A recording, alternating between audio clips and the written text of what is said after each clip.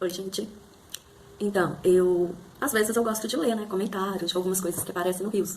E eu vi uma mãe, eu não sei de qual cidade que ela era, nem de qual estado.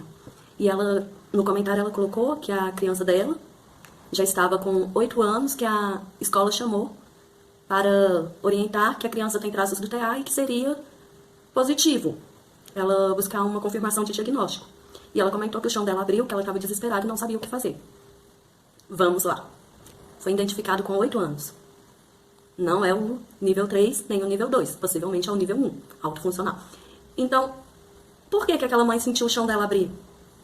Talvez o jeito que foi falado com ela. E tem que ter esse cuidado, não só a área da educação, como qualquer pessoa, qualquer amigo, parente. Por quê? Porque geralmente quando a pessoa vai falar os traços, olha, procura, sua criança é assim, assim, assim. Tem diferença do modo que você fala.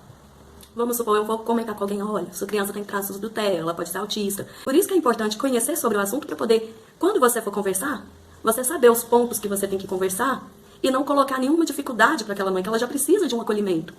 Então você pode fazer o quê? Olha, a sua criança, ela tem dificuldade na verbalização sobre ela tenta linguagem social, mas ela não consegue identificar.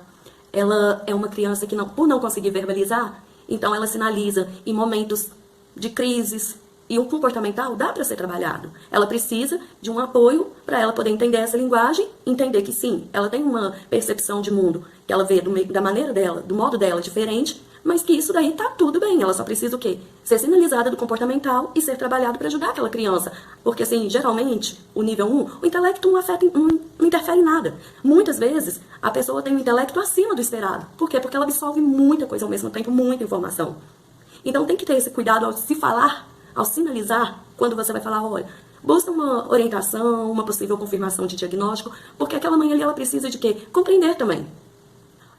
Hoje, como eu já conheço um pouco mais do TEA, eu já observo no modo fora da caixa. Então eu começo a observar a criança e observar também os pais, o pai e a mãe. Por quê? Porque 70% de chance é genética. Então, assim, possivelmente, o pai ou a mãe daquela criança também é nível 1 e não sabe. Porque é uma linguagem que não conhece, tá tudo bem. Então, assim, tem que ter esse cuidado ao se falar. Tem que ter essa delicadeza, essa empatia. Porque você pode frustrar uma mãe, mas você também pode ajudar uma mãe a compreender e buscar orientação correta, sabendo que será uma coisa positiva. Uma criança que ela tem dificuldade de verbalizar sobre ela, ai, a criança, tá tudo bem, gente, não.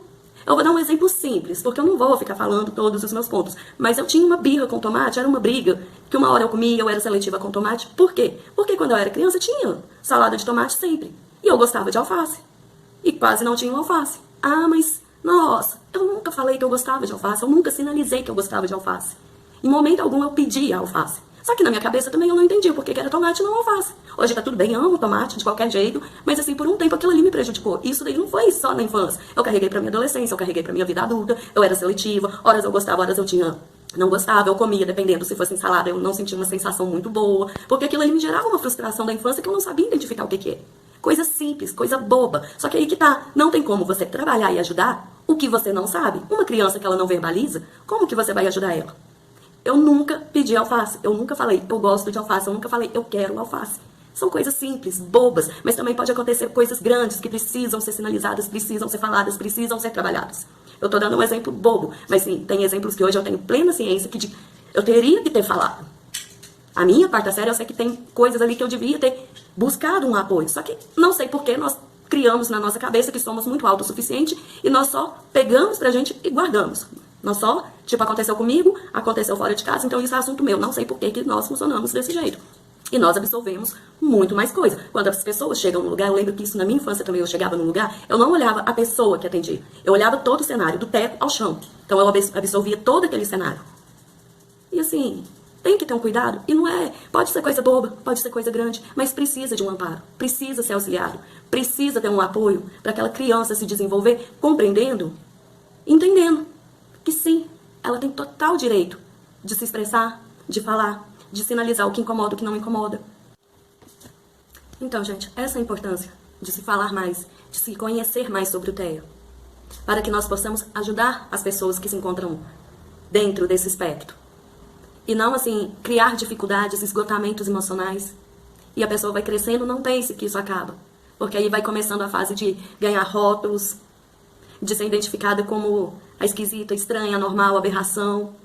Tudo isso por quê? Porque ela não compreende, ela tem essa dificuldade e ela não verbaliza. Então não tem como se ajudar uma coisa que você não conhece.